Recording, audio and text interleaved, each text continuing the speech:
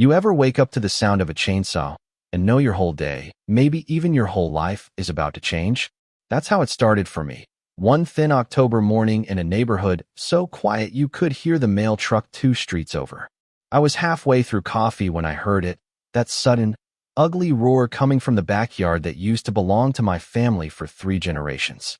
I pulled the kitchen door open, and there she was, Deborah Lane, clipboard in hand, 2 hired men.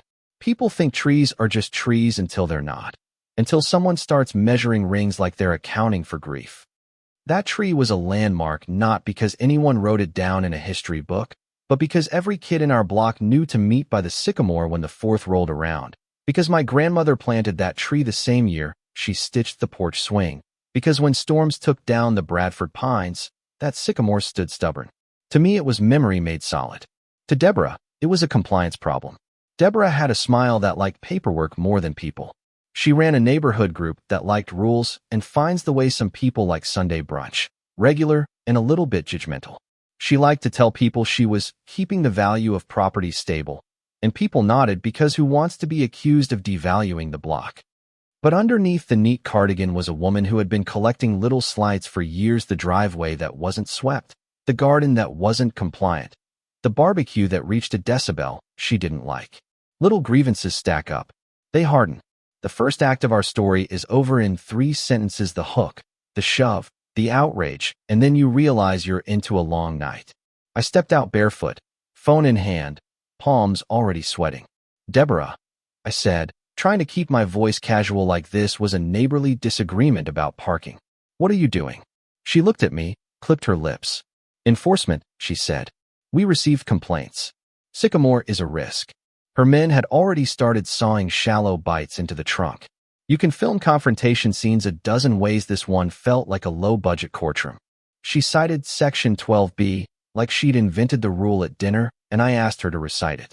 She couldn't, of course. She had a memo and a lot of certainty, but no ordinance. That moment was the pivot because I didn't just want to stop her, I wanted to prove her wrong. In Act 2, you start gathering allies. I posted the video, I emailed the board, I called the town arborist. People are funny, they'll whisper in a group chat, but they'll show up when the thing is visual. Mrs. Ortega from 2 doors down remembered cutting the ribbon in my backyard at a barbecue. Mr. Harris from across the street sent me an old Polaroid of my father sitting on the stump the summer he bought the place. The board, embarrassed, said there was no Section 12B. Deborah's mouth tightened. She stared at me like I was an unexpected stain on a tablecloth. She started with paperwork: fines that appeared like mushrooms after rain. Notices. Threats of lien. Her emails had that certain tone people use when they're trying to sound reasonable, but are clearly arguing. Then she escalated in quieter ways. Men in white vests walking slow by my fence at dusk. A leaf blower left humming under my porch one night. It's small sabotage. It's psychological warfare. People don't always react to a tap on the shoulder, but tap enough, and someone will flinch. I wasn't a martyr. I was a homeowner with a mortgage and a temper. I hired a lawyer mostly to get her to stop, and he told me the thing you don't want to hear. Legal fights are slow, and sometimes the wind ends up blowing your way, sometimes it rips the roof off. So we built a different defense. Evidence. Camera after camera went up. Motion alerts, timestamps, neighbor testimonies. It felt like jury duty, without the spittoon, tedious but necessary. And then Deborah made the decision that shoved everything into the danger zone. Late one night, while the rest of the neighborhood slept and I was running through pages in my head that I didn't want to vocalize, the motion alert lit up on my phone. A figure moved under the sycamore, a silhouette hunched over something long and metallic. It was raining, and rain makes things both more dramatic and more sloppy for the doer. I called 911 with one hand and yelled to my neighbor to stand by. The lights washed the yard in yellow, and the shape under the leaves looked too purposeful to be pruning. What happened next is messy and cinematic in the worst possible sense. Officers arrived. Words were exchanged. Deborah spun stories about the tree being hazardous, about city directives, about complaints. A man who'd been hired told them he'd been told to trim, not sever, but the cuts were deep. The officers, seeing the cuts and the men and the homeowner with camera footage, did what good officers do. They separated parties and took statements.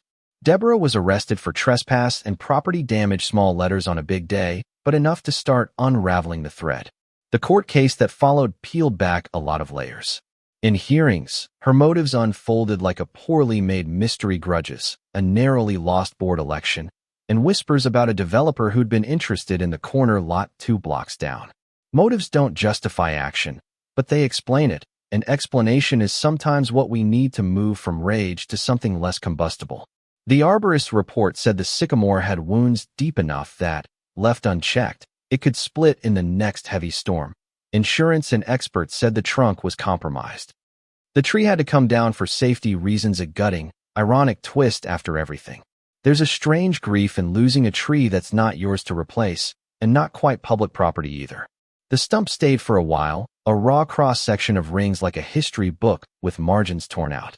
People left flowers and notes, small, human apologies to a thing that had only ever given shade. We held a meeting in the park. More neighbors than I expected showed up. We talked about bylaws and transparency and the danger of letting one person's certainty stand for everyone's truth. We planted a sapling, a small green thing, but it felt like an argument in favor of continuing. The board introduced stricter transparency measures, requiring documented complaints and third-party assessments before any enforcement action. People who'd been quiet started coming to meetings. We learned the difference between order and control. We learned that community is not a list of rules, but a set of relationships you repair when they fray. And yet, it isn't a neat ending. On the day we planted the sapling, someone left a note pinned to a neighbor's fence that said, "You can't replant memory." Maybe that's true, and maybe that's what makes things sticky. There's sorrow, and there's anger, and there's a stubborn, small hope tucked between them. I still walk past the stump sometimes, and sometimes I touch the rough bark left on the side of the fence and think about how small acts of stubbornness, mine and Deborah's, can ripple into other people's lives. So here's my question: was I right to film and fight, or did I make things worse? Tell me what justice looks like to you. Right, wrong, or somewhere between. Leave your opinion below, explain why, and I'll read every thoughtful comment.